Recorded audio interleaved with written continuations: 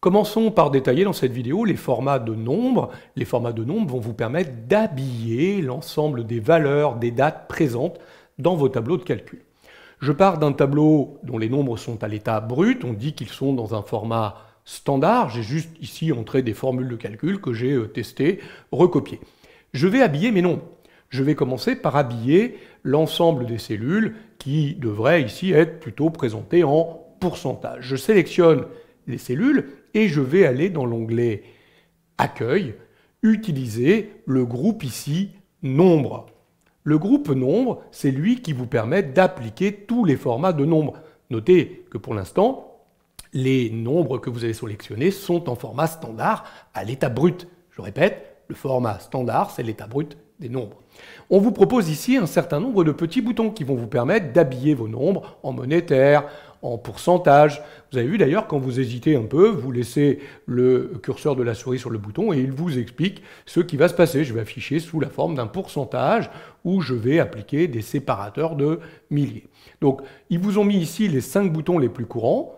Et puis après, on pourra aller un peu plus loin en utilisant la liste déroulante qui se trouve au-dessus. Moi, par exemple, ici, je vais cliquer sur le bouton pourcentage, ce qui va avoir pour effet immédiatement d'appliquer des pourcentages au niveau de mes cellules.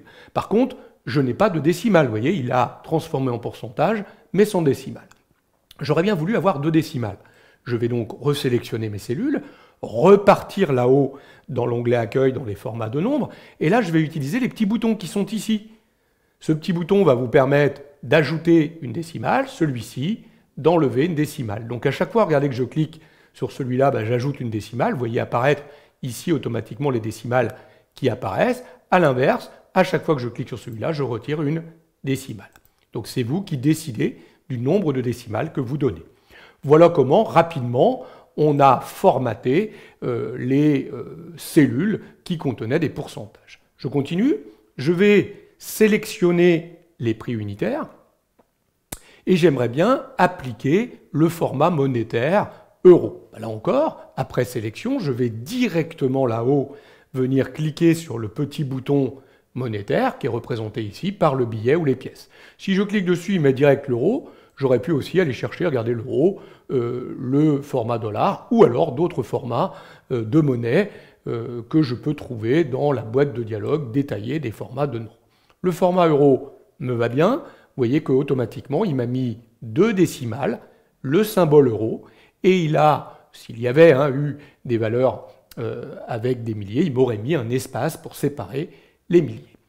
Je vais sélectionner maintenant tous les montants, ceux-là. Alors, quand je veux appliquer des formats à des cellules qui ne sont pas l'une à côté de l'autre, je vais pouvoir sélectionner une première plage, comme c'est le cas ici, et je vais maintenant laisser mon doigt sur la touche CTRL pour sélectionner les cellules qui sont ici. Comme ça, je ne prends pas les cellules vides là qui sont entre les deux. Je vais appliquer ici un format séparateur de milliers. Le format séparateur de milliers, c'est ce petit bouton très pratique. Quand vous cliquez dessus, regardez, il va immédiatement mettre 2 décimales à l'ensemble de vos nombres. Il va mettre un espace dès lors qu'il y a des milliers pour faciliter la lecture. Et quand la valeur est vide, il remplace par un tiret. En gros, c'est le même principe que le format monétaire, mais sans le symbole d'euro ou de monnaie. En fait, ce que vous avez trouvé avec les 5 boutons de format nombre ici, c'est les formats les plus utilisés. Bien évidemment, il y a bien d'autres formats de nombres. Par exemple, pour formater une date, si je clique sur la date ici, je l'ai dans son format classique, le format de date abrégé. Regardez, si je reviens dans les formats de nombres là-haut, là, je n'ai pas de boutons. Ils m'ont mis les boutons les plus courants. On les a vus, tous ces boutons.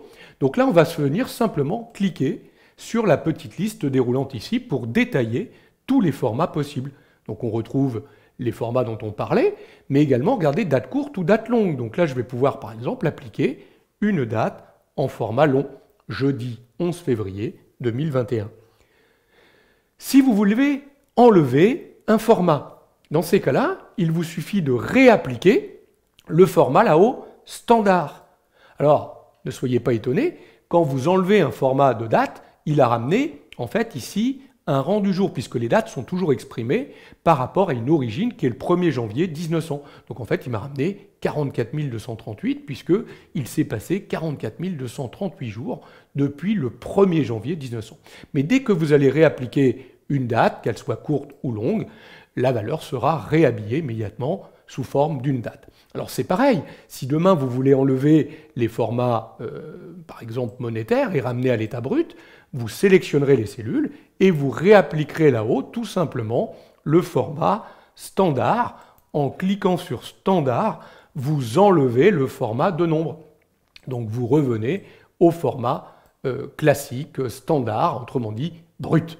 Je vais recliquer mon petit bouton représentant la monnaie et vous voyez que j'ai réappliqué l'euro à ces cellules. Faisons un petit tour dans ce petit ascenseur. Vous voyez que j'ai des formats classiques qui sont proposés ici, de dates, d'heures, de fractions, de pourcentages, d'éléments scientifiques. Mais si vous voulez accéder à tous les formats de nombres possibles, vous allez trouver en bas de ce menu « Autre format numérique ». En choisissant la commande « Autre format numérique », vous faites apparaître une boîte de dialogue format de cellules qui contient énormément de formats. Vous voyez que par exemple, si vous choisissez un format monétaire, vous pourrez choisir ici le nombre de décimales, vous pourrez choisir l'ensemble des monnaies toutes les monnaies du monde que vous pourrez appliquer à vos cellules et même décider de la façon dont vos valeurs négatives seraient affichées, par exemple en rouge, sans le moins, par exemple. Donc chacune des catégories peut être détaillée ici dans le format cellule nombre. Par exemple, regardez les dates, vous allez trouver tous les types de formats de dates en abrégé ou en complet. Donc n'hésitez pas, si vous voulez mettre un format un peu plus complexe, à rentrer dans cette boîte de dialogue format cellule pour aller un petit peu plus loin. Voilà un rapide coup d'œil, tour d'horizon, des principaux formats de nombres qui sont à votre disposition lorsque vous voulez habiller les nombres, les dates présents dans vos tableaux de calcul.